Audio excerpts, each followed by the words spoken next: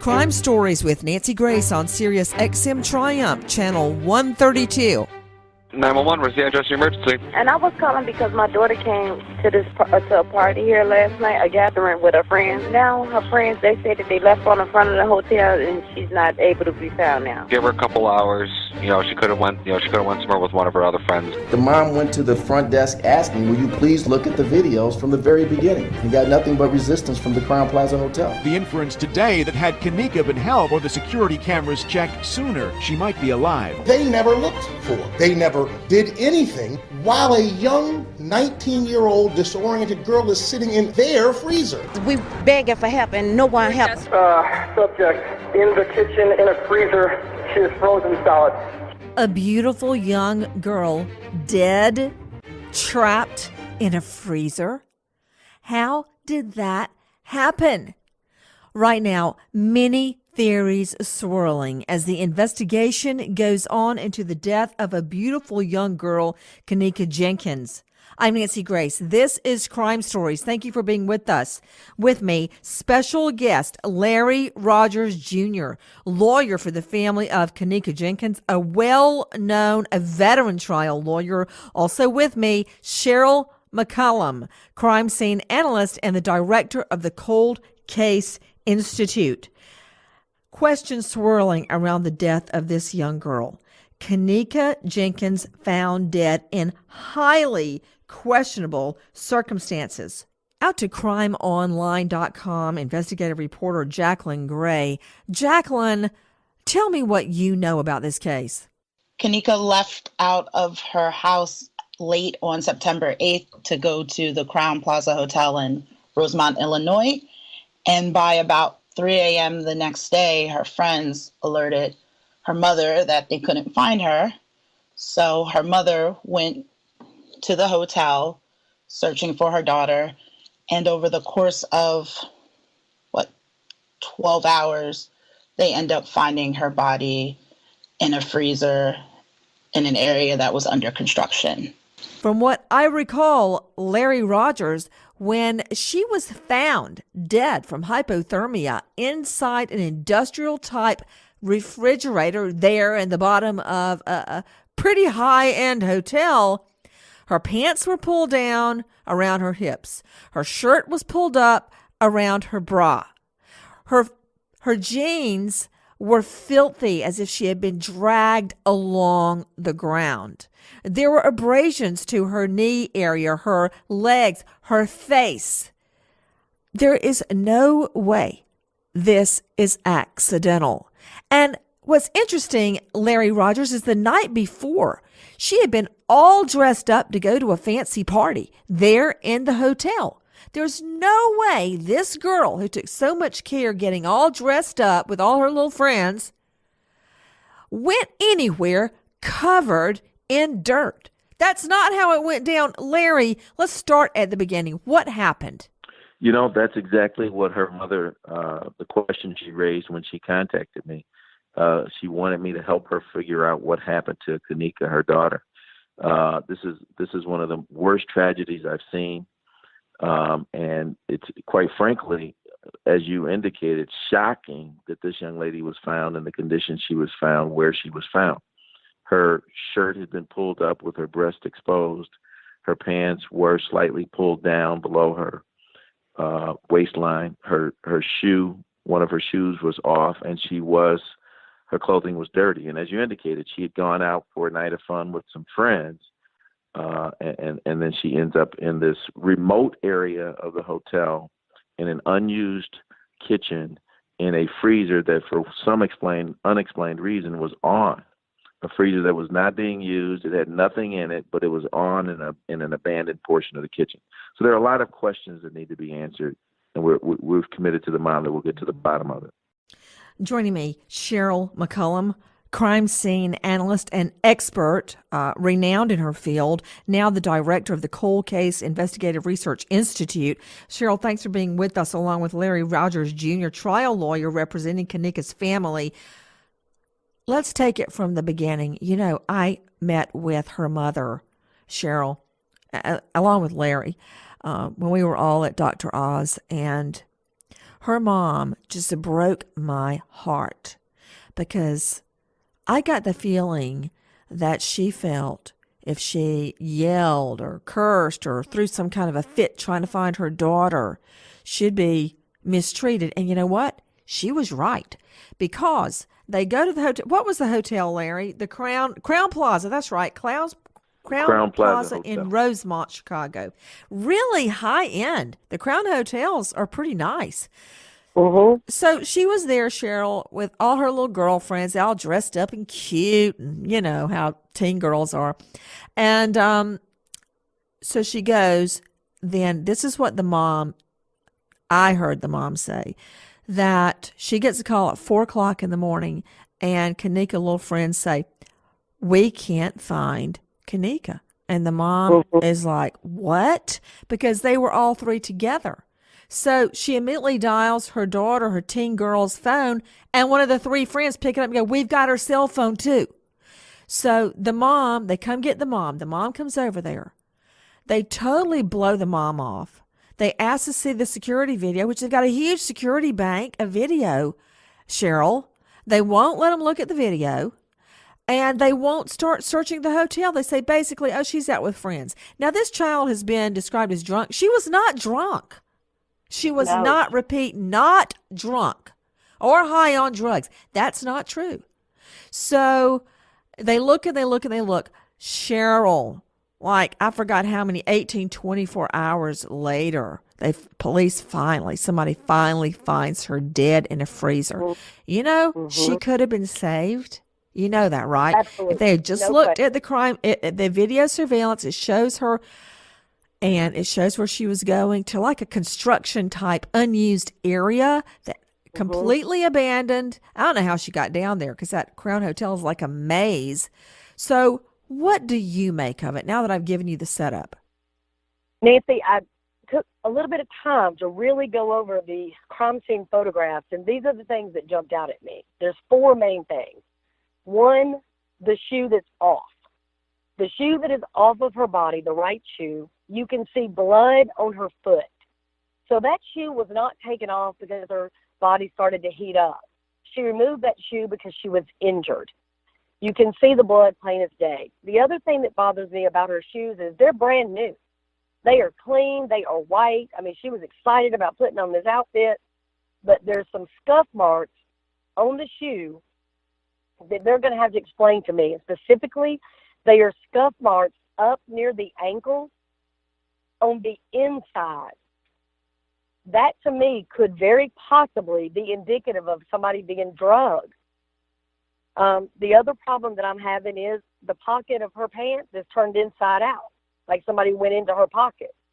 She wouldn't have done that. She would have corrected her pocket immediately if she had gone to look for a key or something like that. And then the other thing that's very telling to me, if you watch the video where she's walking in the kitchen area toward what looks like would be where the freezer is, even though there's not video of that for some reason, her hair is straight. If you look at the crime scene photograph, her hair is now curly. Now, hold on.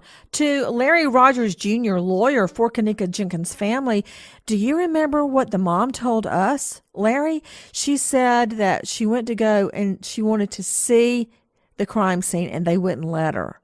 Then she said she saw the body, and she just looked at it. She said Kenneka's hair was a mess, and she would never have done that. Yeah, this was a beautiful young girl. By all accounts, she was just having a night out with some friends. She was not a bad girl. She was working. She was a great young lady. Her mom had a great relationship with her. And a testament to that is the fact that when her friends told her they were missing, no one for one moment thought that she ever left that hotel. Her friends knew she had to be somewhere in the hotel. When her mom, Teresa, came out within hours, she went straight to the front desk and said she would never have left. She's here in this hotel. And they would not take a moment, just a moment, to take a look at the video surveillance cameras. And that would have saved this young lady's life. Investigative reporter, Crime Online's Jacqueline Gray. Jacqueline, what jumps out at you about what went wrong that night? A few things jump out, and most of the things that jump out is after Teresa Martin, Kenneka's mother, went to the hotel looking for help, the hotel staff wouldn't look at the footage until much hours later. She was also threatened with arrest. She called the dispatcher and they told her to just take it easy, go home. She'll probably turn up. And that's not, in my opinion, not the appropriate response to a mother who knows her child's missing. And she was right, her child ended up dying. Meanwhile, she was trying to find her and she was getting no help from police or from the hotel staff. And that's, one thing that pops out to me right now. It would have saved her life. It absolutely would have saved her life, Cheryl McCollum. Nancy, there's no question about it. But I want to get back to the importance of her hair for a minute. Whenever I was on your show, sometimes y'all would occasionally straighten my hair. Well, I've got naturally curly hair. The minute there was any humidity, any moisture, my hair would revert back to being curly. That means her hair was either wet or she was sweaty.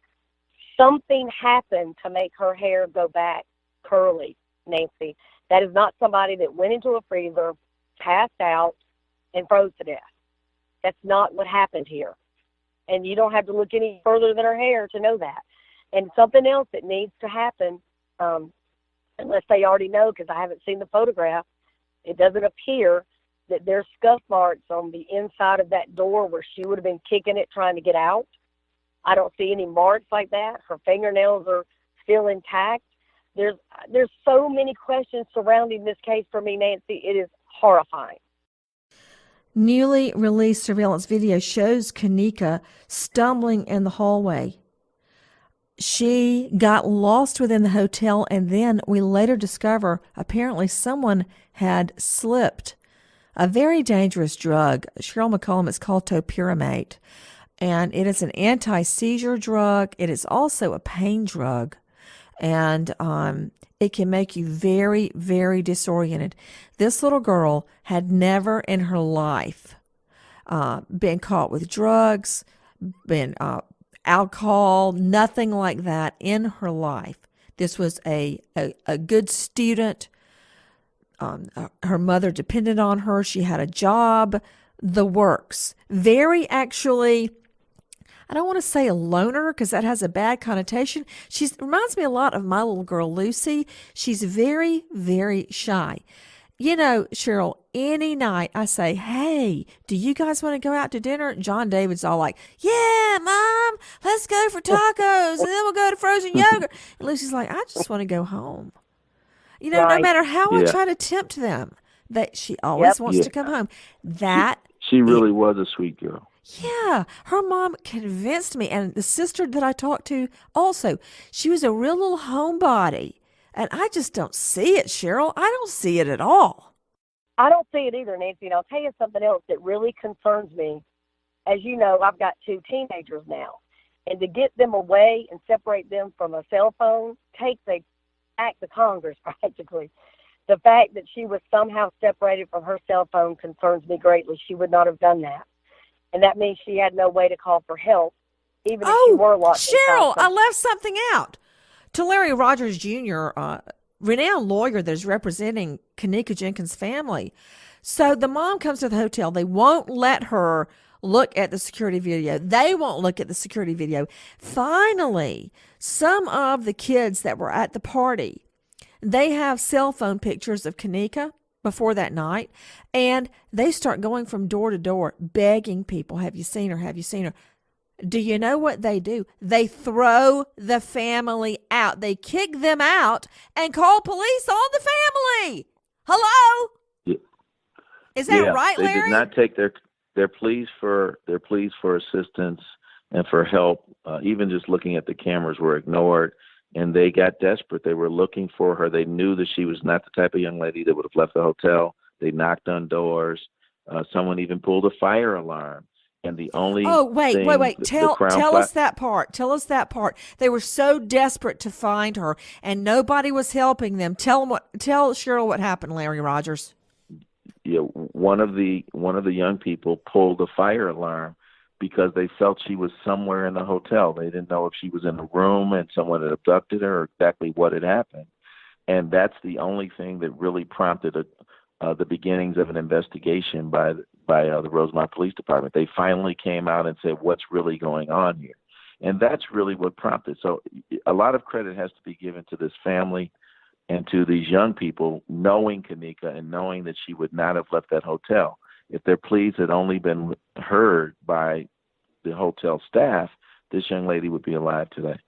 Well, I'm telling you, it's a sorry day. It is a sad day, Cheryl, when you can't get any help and you have to pull the darn fire alarm to get someone to pay attention to you, trying to say, your daughter is missing and she's somewhere in this hotel. Can you help me find her? They had to pull the fire alarm. Now, listen to this timeline, and correct me if I'm wrong, Larry Rogers, because you know the timeline better than me. This teen girl was seen leaving the elevator alone, which she had not left alone. She was with her little girlfriends to start with. At 3:20 a.m., somebody, somewhere, had slipped her topiramate, okay, which is not a street drug. All right, nobody in her family has ever had topiramate. It's a seizure medication. And she is just struggling to even keep her balance. And you see her. I don't know where the security guards were at the Crown Plaza Hotel, but they sure were not looking at the security bank because she can hardly walk. She's falling into the walls, and this is not from being drunk. She then is spotted somehow down in this maze of a kitchen there beneath the Crown Plaza Hotel, and she gets somehow to a completely abandoned area that has not been locked off for people to come into. Then there's no camera that shows how she got put into that freezer. But we know somewhere something went wrong. Her hair is a mess. There's blood on her foot. Her pants are pulled down. Her shirt is pulled up. Everything is askew. There's no scuff marks, nothing to show she tried to get out. I don't quite understand it, but the whole thing was she spotted at 3:20 a.m. or should have been spotted on the security video. That's what it shows now that we've gotten a chance to look at it. Do you know when they finally told police? They were on the phone with the mom at 4 a.m. We can't find Kenneka. 1 p.m. that day. That almost 12 hours passed. No, actually, it was more like 21 hours. It was the next morning that they finally located her. Oh, yeah. It was by the time they found her. She goes missing at 3:20 a.m. It was after 1 a.m. she's found dead. All that time, Cheryl, the mom was begging for help, couldn't get anybody to listen. Let me pause right now in our search for justice in this case and thank our partner who is making our investigation possible today on Sirius XM 132. It's LegalZoom. As a business owner, you know how important it is to keep things moving forward. But so many times things pop up, issues come up that take your time and focus away from growing your business. When it comes to reviewing contracts, registering trademarks, staying current on fees and permits, hiring, applications, the works, LegalZoom.com can simplify your life. LegalZoom was created 16 years ago by the brightest minds in law and technology. And as of today, they have already aided over 2 million business owners, helping them easily and affordably navigate their way through the legal system with confidence. Best part? You never have to be worried that billable hours are stacking up behind your back with a law firm because LegalZoom is not a law firm. Instead, you get the advice you need to answer your business questions at fixed rates through LegalZoom's nationwide network of independent lawyers. Take pressure off yourself. Go to LegalZoom.com now to take care of business before the year winds down. For special savings, enter code Nancy in the referral box at checkout. Code Nancy, special savings only at LegalZoom.com. LegalZoom.com. LegalZoom, thank you for making our investigation into the death of Kenneka Jenkins possible today. With me is veteran trial lawyer Larry Rogers Jr. and director of the Cold Case Institute, Cheryl McCollum. Jacqueline Gray, Crime Online investigative reporter, what more can you tell me? My whole issue I was having while I was writing about this and reading about it was why was she down there? It was an under construction area. They had cameras everywhere but the freezer, which I would feel like that would be like a huge liability, a freezer, heavy freezer. It's not being supervised. And that whole part, I feel like, hasn't been acknowledged by the hotel. It seems like right now they're doing a lot of damage control, but they're not really still giving us enough information to work with to get a timeline. Out of the 46 or so cameras that they had, surveillance cameras that they had there on the premises, there are two significant ones that would have captured her path toward this kitchen, and for some odd and strange reason, they're claiming those were not working. Just a lot of unexplained issues here with this case, and we want to get to the bottom of them. Nancy, I got to jump in here. As a crime scene investigator, I pull video from hotels all the time. All you have to do is type in the date and the time. It is all digital. It would have shown them immediately. It would not have taken 10 minutes, Nancy, to see her path and to follow it and go find her. Cheryl, this is making me sick. Minutes. Cheryl, Larry, I know I told you. Larry knows this story. Cheryl, did I ever tell you when I was in Arizona, and of course I knew I'd be gone over 2 nights, so I took the children with me. They at that time were, I guess, 5. It was during the Jodi Arias trial. And we were staying in this high-rise hotel, and we were waiting for the elevator. And it was a big bank of elevators, like 10 elevators, 5 on each side. And we were waiting, and one opened at the far end, and I said, "That's not going the right way, guys."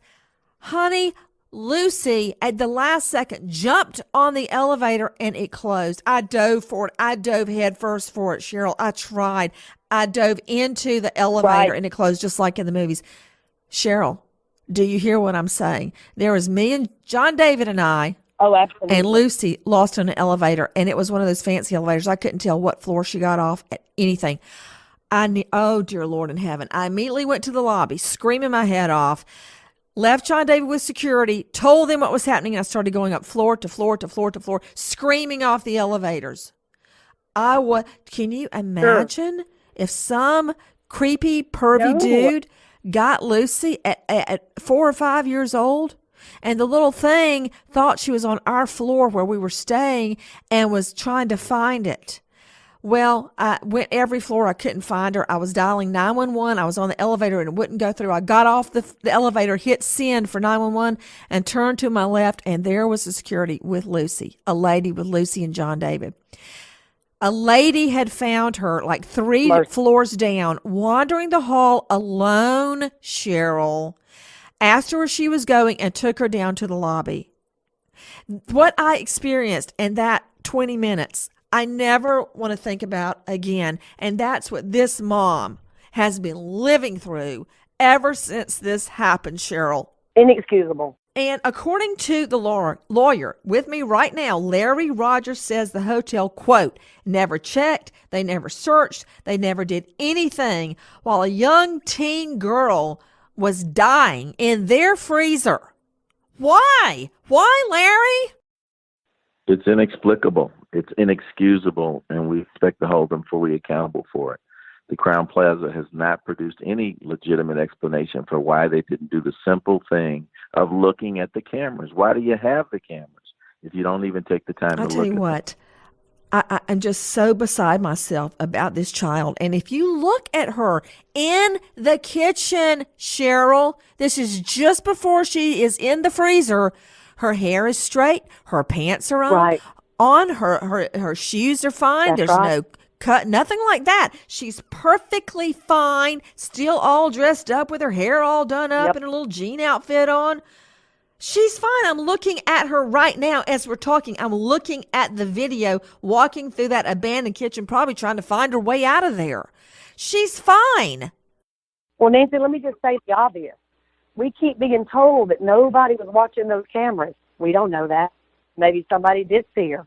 Maybe somebody followed her after a little while. We Another don't know thing, that. Larry Rogers Jr., lawyer for the Kenneka Jenkins family, the mother told me that when she went down to see the freezer, when they finally let her see it, that there was a video camera on top of it blinking red. And she said, what did that camera show?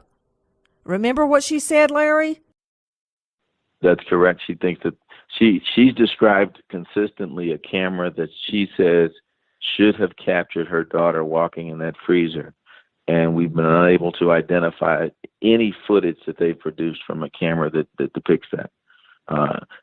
And not only that, there are other cameras that should have caught her path that, again, we've got no footage from, and they're claiming that they weren't working at the time. So, again, a lot of unanswered questions, a lot of questions about her Now, condition. we have reached out to the Crown Plaza Hotel, and have not heard anything back from them. Now, I don't know what that means, nothing. But I'm anxious to hear their side of this. I want to hear their side of this. What else does the autopsy reveal? Larry Rogers Jr. with me, Cheryl McCullum with me. Cheryl, what did you see that sparked your interest in her autopsy? Well, obviously that her blood alcohol was not that high to, be indicative of her walking the way she was walking. But the drugs in her system, or the drug in her system, again, some of the folks who were at that party that have not been interviewed by the police need to come forward. There needs to be a full investigation of how that drug got into her system and caused her to be incapacitated. Jacqueline, what do you make of the autopsy? What I make out of it is that there's not really much here. It just seems like another effort to brush off her death as an accident. One of the biggest things that I noticed in the autopsy was they had said she died from hypothermia with alcohol intoxication and topiramate, which is a drug that's used to treat epilepsy and migraines. And they said that was in her system and that it was a contributing factor. But from what we're hearing from her family is that she was never prescribed this drug. They have no clue how it got in her system. And there's really no explanation why it was in her system. They mentioned that there was no date rape drugs in her system, that her blood alcohol content was 0.112. And at one point, they said there was no evidence that she was forced to take the drug, which at this point, I don't get how they could tell whether she was forced or whether it was slipped in her drink. But there's really no explanation on why, of all the drugs, party drugs and whatnot, why was this in her system? Yeah, we are very concerned with Rosemont's police department having closed the investigation so quickly and concluded that there was no foul play. A lot of the questions have not been answered. There are hotel staff that was present in the hotel who has not been interviewed. This investigation is far from over, and Rosemont prematurely determined that there was no foul play here. We need to figure out exactly what happened. Why is her shoe off? Why does she have the injury to her foot that we see on the pictures? Why does her hair look the way it is? Why is her clothing displaced? All of those are questions that need to be answered. In addition, why is this camera footage and video footage missing? The Crown Plaza has not provided any legitimate explanation for why there is missing video footage. And in particular, why would it be video footage that would... Yeah, and I don't understand why they wouldn't let them look at the video footage. Now, this is what they're saying now. A spokesperson for the Crown Plaza Hotel said that they have extended the offer to Kenneka's family to privately view 36 total hours of surveillance footage from 40 different cameras inside. Quote, "Our hearts go out to the Kenneka's mother, her family, and friends. We hope covering the funeral costs provide a small bit of relief for them," says the hotel spokesperson, Glenn Harston. What do you think about that, Larry Rogers Jr.? That was an offer they extended early on. We've received the video footage and looked at it, and again, there is footage that's missing from cameras we know to have been present. And we've got no explanation about why those cameras didn't capture this young lady and what would have happened to that video footage. So you really believe that there's missing video footage? I know that there are cameras. I saw them myself. I've toured the facility. I saw the cameras, and they would have captured the path that they are describing Kenneka to have traveled toward this freezer area, and no video footage from those cameras of Kenneka I know has been that produced. she was alive at 1:30 and a.m. again, because she sent a text message at 1:30 a.m. And that's the last that was heard of her. You know, another thing that really hurt me when I was talking to the mom, Larry Rogers, was that she kept trying to, quote, rein it in, stay in control. And I'll tell you what I think. I believe that if I told Dr. Oz this, I said, Oz, if you had gone to that lobby and you had asked to see surveillance video and report your daughter missing, they'd have showed it to you. But I think that they totally discounted her because she was a woman, because it was late at night, because she's a minority, because the whole group was perceived as partying. And in fact, when she called 911, which I'm going to play for you in a minute, the mom trying to report the daughter missing, and what did they tell her, Larry Rogers Jr.? They told her to give it a few hours. You know, this is a mom who knew her daughter. She got up out of her bed and went to the hotel. She knew that Kenneka would never have left the premises alone or with anyone voluntarily. And she went out there. She reported it to the Crown Plaza staff. They didn't help her. She called 911. Rosemont told her to give it a few hours. I want you to hear Kenneka's mom calling 911. Judge for yourself. 911, where's the address of your emergency? Yes, I'm at the Crown Plaza at O'Hare Airport, and I was calling because my daughter came to a party here last night, a gathering with her friends, and now her friends, they say that they left on the front of the hotel, and she's not able to be found now. She's 19 years old. So what would you suggest? Well, again, the only thing I would suggest maybe just give her a couple hours. You know, she could have went somewhere with one of her other friends. I mean, and who knows what her friends are saying is true. You know what I mean? Exactly. You could tell, not to be saying, you could tell it don't sound right. I'm a parent. I've been young before, and it's not sounding right. It don't sound right, period. That's why I came out here myself. So how long does it take for me to file a missing person report? Well, you can file it at any time. It just like I said, just give it a little bit of time. You know, if you hadn't heard from her by, I want to say about 10, 11 o'clock, then by all means, give us a call again. You can come to the station, and we can help you out from there. Okay, thank you. Well, all right. I'll do that. Okay, thank you Okay. so much. Okay. You're very welcome. Have a good day. That 911 call at 7:15 a.m. Remember, she gets called a little after 4 a.m., gets dressed, goes to the hotel, tries to get help searching. Finally, with no help at all, in fact, the mom's nearly arrested, she makes a missing persons report around 7:15 a.m., where she's told basically, don't worry. All this time, her daughter is dying. Right there in the hotel, in the freezer. Let me stop briefly and thank our partner making our investigation into Kenneka's death possible. It's Link AKC. Guys, you know how much I love our family dog, Fat Boy, a.k.a. Nitro.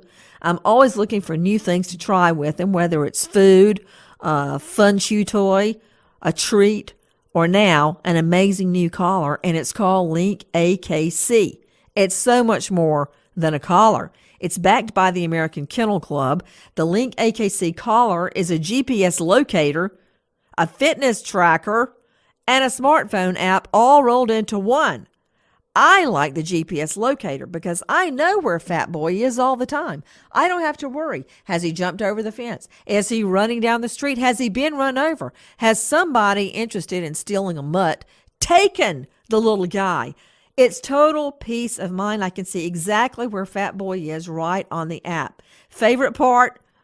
activity and wellness tracker. Yes, for a dog. Doesn't matter how old your dog is, whether it's a purebred, mixed, or a mutt like mine. Link AKC shows the exact amount of activity every dog needs, and it's easy to set up. There's sizes for every dog and super comfy.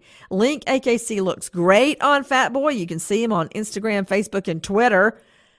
Keep your dog safe, happy, and healthy. It's easier now with a special offer from Link AKC. Go to linkakc.com, use code Nancy to save 30% off your order with free shipping. Code Nancy, Nancy, save 30% on your order. That's a lot. Plus free shipping at linkakc.com. Linkakc.com, code Nancy. Link AKC, thank you for being our partner today in our search for the truth in the Kenneka Jenkins case. And now, hope you've got your seatbelts buckled. I want you to hear the dispatch call when Kenneka's dead body was found. 301, I hear. Oh. 301, everything 10-4? Negative. I have that subject in the kitchen in a freezer. She is frozen solid. Give it a few hours. Cheryl McCollum, I have never heard of a 911 dispatch going, you know what?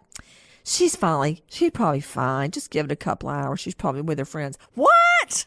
I've never heard that in my life. And I'm going to tell you again, the person that pulled the fire alarm is a hero. Who did pull the fire alarm? Larry Rogers Jr.? I don't have the name of the individual, but it was one of the family or friends that were desperately looking for Kenneka throughout that hotel. And again, that desperation led to them pulling the fire alarm, and finally a response came that really asked them what's going on. And that's what triggered them to begin to look at the video footage. And it shouldn't take that much, Nancy, as you indicated. It shouldn't require a desperate move. Well, I tell you what, when I went down to that lobby, Larry Rogers Jr., in the hotel in Arizona, I said, my daughter has just gotten on an elevator. I can't find her. I'm looking for her right now. Help me. This is my son. Don't lose him. And I turned around, and they helped. They helped. You know, they held John David, and I went up looking. They sent people looking, and a good Samaritan found her and brought her back. Oh, and by the way, I said and hugged the lady and thanked her, but I never got her name. I never found out who she was.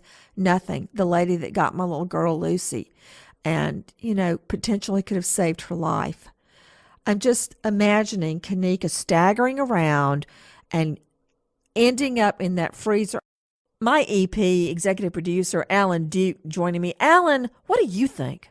Of all of the disturbing aspects of this, the thing that bothers me the most is the idea of Kenneka's mom in the hotel shortly after her daughter went into that freezer on the phone with police asking for help at the hotel, asking employees, staff there to help.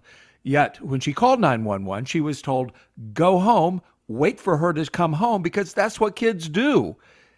Call us back maybe in about 3 or 4 hours. Well, those are fatal 3 or 4 hours. And it disturbs me to think what would have happened if that law enforcement agent who answered the 911 call had said, you know what, we're sending an officer down there immediately to search the hotel, and we're going to find your daughter. And maybe they would have found her before she froze to death. We see this too many times in missing person cases where law enforcement doesn't initially treat it as a case. They think it's a voluntary disappearance. They think that this, especially if it's a young person, that they're off partying someplace, or they think that drugs are involved, and they don't want to put their resources into searching for this missing person. And I can tell you, just in this year, while we've been doing this show, there have been several cases where I personally talked to the families and heard their frustration about this. Weeks later, their their daughter, their sister, whoever, they were found dead. And police had waited days or weeks before they started investigating. That is the most disturbing thing, and I wish I knew what we could do about it. Again, Larry Rogers Jr., what was her condition when her body was found in the freezer, Larry? She was stiff. Rigor mortis had set in. She was frozen. And she was positioned in just the most odd position that you could imagine. It was pretty traumatic for her mom to see those photos. We actually asked the Rosemont Police Department not to make them public because it was so traumatic, and her pleas in that regard were dismissed as well. You know, when you say she was in this weird position, what position was it? She was positioned sort of on her left side with her face down toward the ground and more or less positioned into a corner of the freezer. And this is a small freezer that was about 4 feet by 5 feet in dimension. And it was just a very sad and tragic photograph to see. It must have been terrible for that young lady. What do you think of that position, Cheryl McCollum? Because I've now discovered, I believe that there is an opening, a release valve within the freezer that she could have gotten out unless she was disabled. The way she's positioned in that corner, like her face is down literally in the corner. Again, it doesn't look like something she did naturally. And her hair is all in her face. It's not like away from her face where she just got cold and fell over and froze to death. It looked violent, like she was struggling. I'm looking at the video right now of her walking toward the freezer. Her clothes are in place. Her hair is perfect. She's got on a little jean shirt. Everything's fine. Both shoes on. Everything. She's perfectly in order. None of it makes sense to me, and now it has been decided it's an accident. Now, I'm waiting to hear back from the Crowne Plaza Hotel. I want to hear what they have to say. So far, nothing. But according to her mother, Teresa Martins, she says, quote, "To me, I feel they helped kill my child, the police department, and this hotel." Why is she saying that, Larry Rogers Jr., about the police? Well, she feels that her pleas for help were ignored from the very beginning, and if they had only just responded to her, they had taken the time to look at the cameras, they had begun to look for her when she first called, we wouldn't be here today. The young lady would be alive, and we wouldn't be here. That's the tragedy of it all. What now, Larry Rogers Jr.? Well, what we've done now is we've commissioned a private autopsy to investigate her injuries. We've done a private toxicology testing that we expect to get the results on shortly. We've done a forensic examination of the freezer and are in the process of agreeing to have the doors and framework removed so we can have that tested possibly by an engineer. And then we expect to explore specifically what happened with this missing video footage, again, to try and help this poor mom get to the bottom of what happened to her daughter. Well, another thing I don't understand, Larry, is Teresa tells me that police tried to arrest her as she tried to search the hotel for her little girl. She's dead. Okay, why did police try to arrest her? That's true. They were more concerned with the fact that people were in the hotel looking for Kenneka than the fact that Kenneka was missing. Again, just a tragic way of addressing a desperate mom in search of her daughter. Wait, they were more concerned about what? The police department and the hotel staff was more concerned they were in the hotel knocking on doors and trying to keep them from knocking on doors than they were about the fact that Kenneka was missing.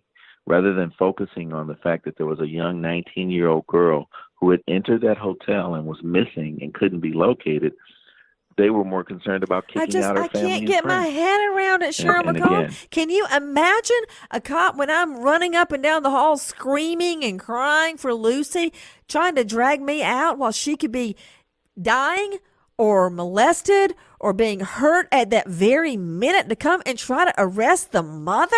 Cheryl, you've got 2 children. I cannot fathom how they are more concerned with disturbing the peace than they are with somebody dying on their property that doesn't have to.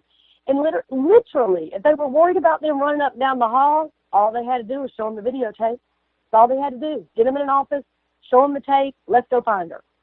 Period. I'm just sick. The witnesses told police that they lost track of Kenneka when she left just for a moment to go fetch her car keys and her cell phone from another room. That never happened. Somehow, everything went sideways. How is the mom, Teresa Martin, doing now, Larry Rogers Jr.? Because when I met with her, she was just, oh my stars.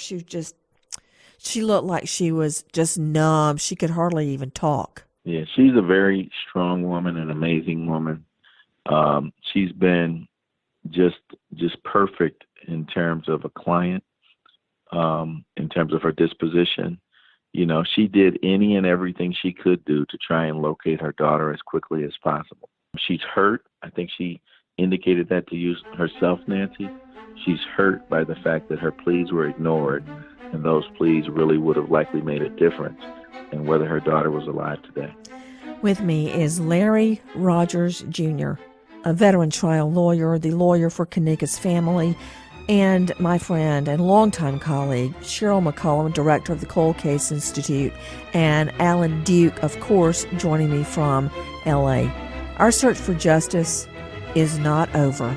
Nancy Grace, Crime Stories, signing off. Goodbye, friend.